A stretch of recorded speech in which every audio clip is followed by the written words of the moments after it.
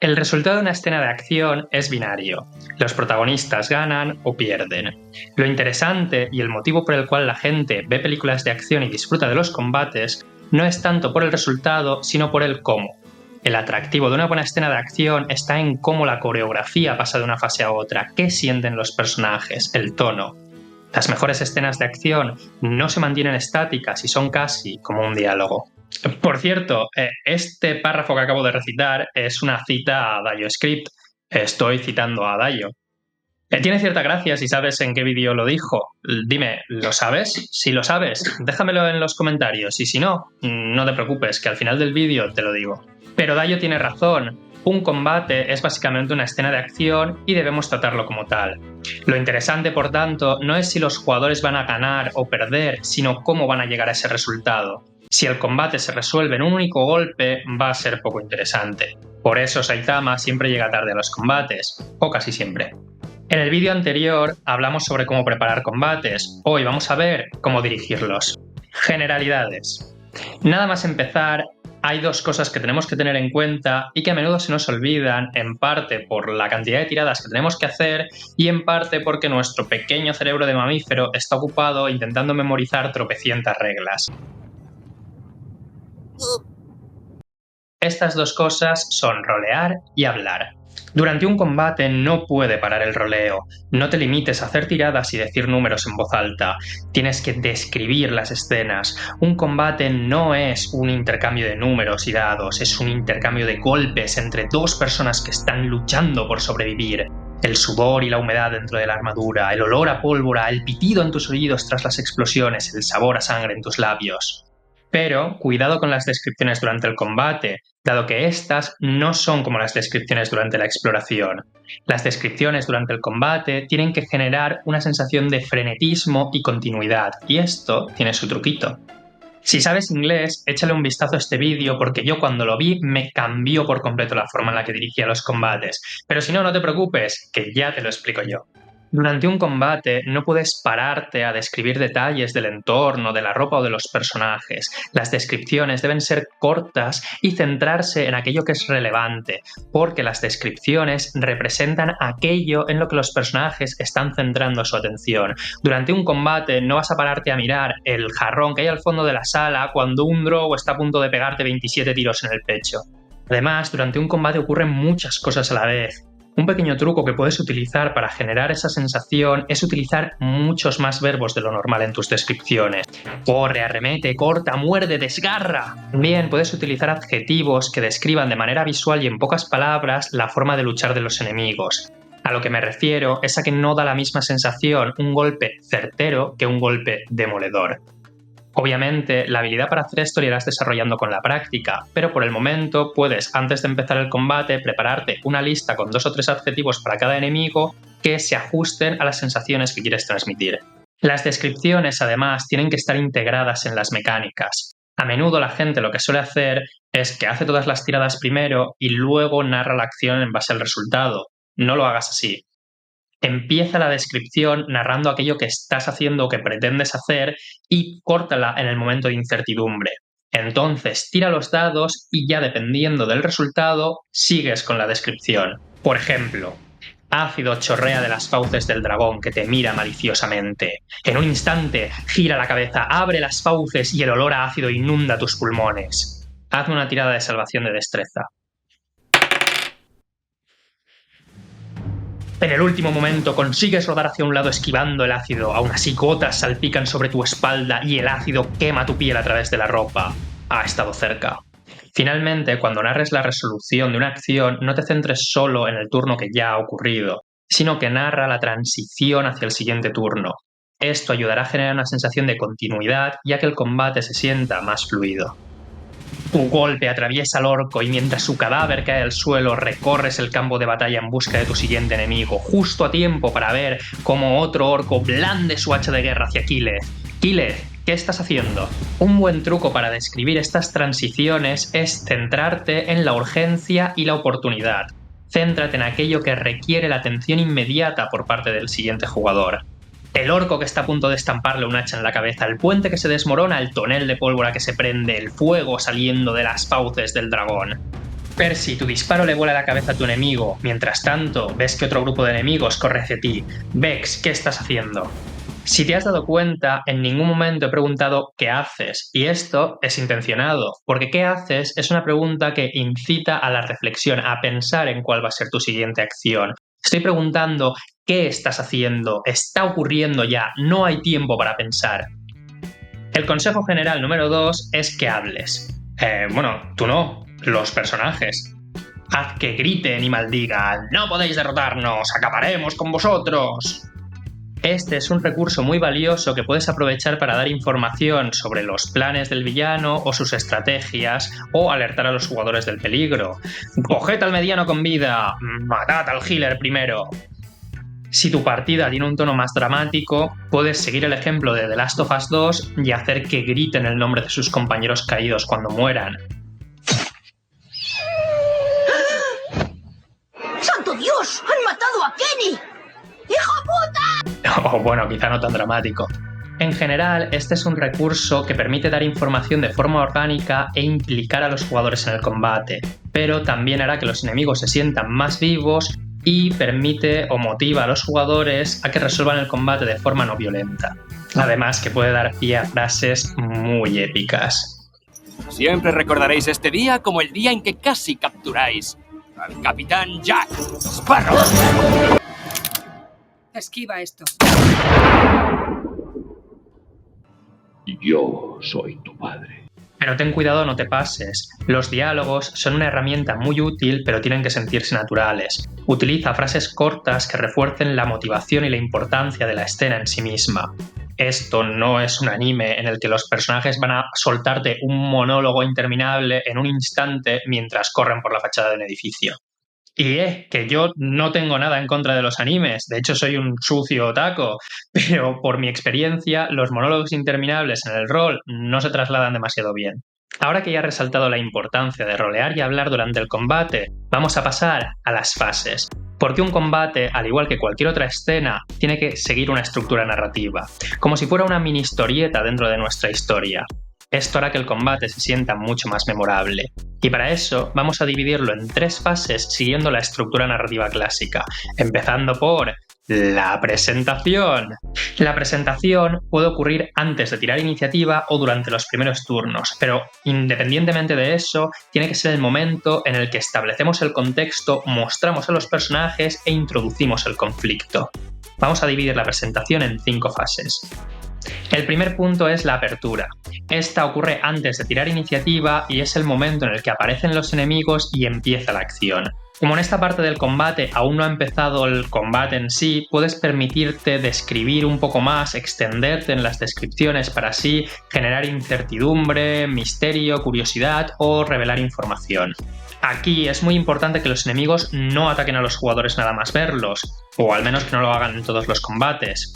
Esto permite que la violencia escale poco a poco y ayudará a generar más tensión. Además, esto permite que los enemigos y los jugadores hablen antes de empezar a pegarse y que los jugadores suelten sus frases épicas. Hola, me llamo Íñigo Montoya. Tú mataste a mi padre. Prepárate a morir. El segundo punto consiste en mostrar la peligrosidad. Tienes que aprovechar la presentación para que los jugadores sepan a qué se están enfrentando. Esto se puede hacer de 2 formas, de manera descriptiva o de manera mecánica. De manera descriptiva sería hacer un poco como las primeras ediciones de Pokémon. Si tú miras a un Charmander, sabes automáticamente que es más débil que un Charizard. Pues aquí sería hacer un poco lo mismo, jugar con el diseño y la descripción de los enemigos para que los jugadores puedan identificar cuáles son más peligrosos.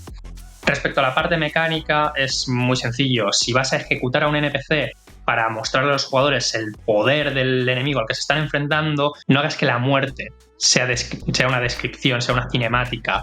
Coge los dados, tíralos y diles, le hace 100 puntos de daño y lo parte por la mitad. El tercer punto consiste en mostrar las condiciones de victoria. En el vídeo anterior ya hablé un poco sobre lo que son las condiciones de victoria y es muy importante que para cuando termine la presentación del combate estas hayan quedado claras. Puedes hacerlo, por ejemplo, a través de los diálogos de los enemigos. Si señalan a uno de los jugadores y dicen ¡prendedle!, pues los jugadores van a saber que el objetivo de los enemigos es capturar a ese protagonista. O si se acercan a ellos y les dicen seguidnos, el Lord Oscuro quiere conoceros, pues ya van a saber ya van a intuir, aunque no lo sepan del todo, qué es lo que está pasando. Lo hagas como lo hagas, asegúrate de que al terminar la presentación del combate, los jugadores intuyen qué es lo que quieren los enemigos o qué es lo que pretenden conseguir. El punto número 4 es que si puedes, utilices la presentación para plantear dudas, para que los jugadores tengan ahí como una pregunta, duda o misterio que quieran resolver para que estén mucho más atentos.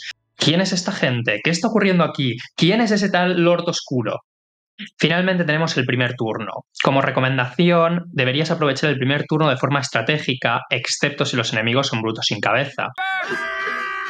Con esto me refiero a posicionarse adecuadamente, castear bufos, beberse pociones, modificar el terreno a su favor o invocar a criaturas aliadas. Esto sirve para telegrafiar lo que se viene y le da también a los jugadores la oportunidad de decidir hacer lo mismo o lanzarse de cabeza. Recuerda, la toma de decisiones es fundamental en los juegos de rol.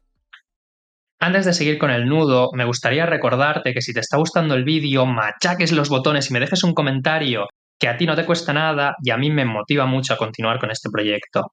Dicho esto, vamos a pasar ya al nudo.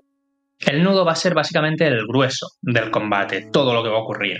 Y al igual que la presentación, vamos a dividirlo en 5 puntos, siendo el primer punto el manejo del tiempo. Como ya he explicado en otros vídeos, yo personalmente les recomiendo poner un cronómetro o presionar a los jugadores para que hagan su turno rápidamente. Aunque en muchos vídeos de YouTube te dicen que lo hagas, a mí sinceramente me parece un consejo de mierda. Solo pondría un cronómetro si verdaderamente quisiera crear una sensación de urgencia o agobio, pero por encima de lo normal. Y es algo de lo que no abusaría.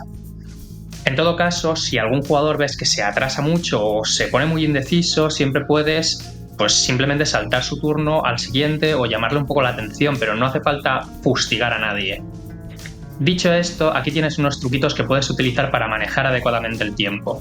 Te recomiendo que utilices Minions y Super Minions. Si no sabes lo que son, los Minions son una mecánica que introdujo Dragones y Mazmorras en la 4ª edición, que consiste en coger el stat block de un monstruo y reducir su vida a un único punto. De esta forma se agiliza bastante el proceso mental del DM, porque no tiene que estar llevando la cuenta de los puntos de vida que le quedan a los monstruos. Les pegas un golpe y se mueren. Los Super Minions funcionan exactamente igual, pero resisten 2 golpes. No es que tengan 2 puntos de vida, es que resisten 2 golpes. El primero los deja bleeded y el segundo los mata. El segundo consejo es que utilices el daño medio de los monstruos, no tires los dados. Ganarás mucho tiempo y tirar los dados tampoco aporta tanto. Anuncia la dificultad de las tiradas y de la clase de armadura del monstruo. Mucha gente tiende como a intentar esconder los números de la ficha del monstruo porque considera que mostrarlos es hacer metajuego o algo, y yo la verdad es que no estoy de acuerdo con esta filosofía, sobre todo respecto a la clase de armadura.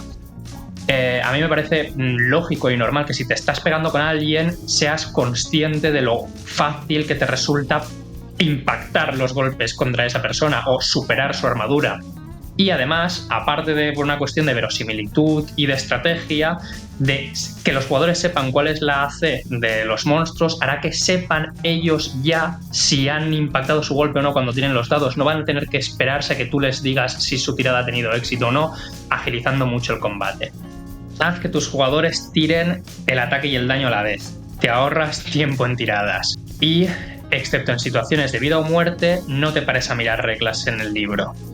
Si hay alguna regla que no tengas clara, toma la decisión o tomad la decisión en conjunto de cómo lo vais a resolver y seguid para adelante intentando perder la mínima cantidad de tiempo. El segundo punto es que desgastes a los jugadores, y con esto me refiero no solo a que les quites vida, sino a que les quites recursos, capacidades u opciones en general.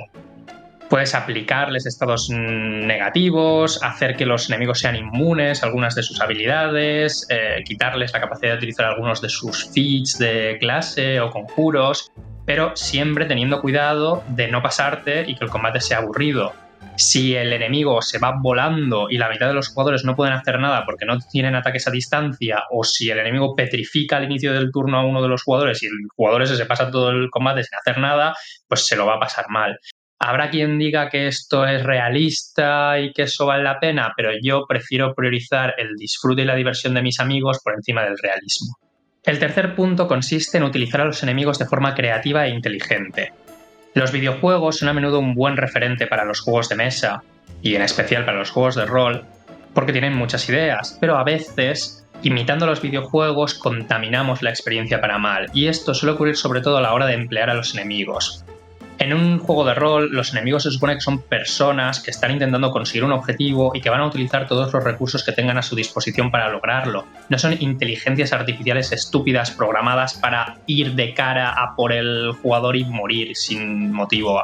Afortunadamente para todos, Dragones y mazmorras no es Call of Duty. Puedes hacer que los enemigos utilicen el entorno a su favor, que preparen trampas, sobre todo si explotan. A la gente le encantan las explosiones. ¿A quién no le va a gustar?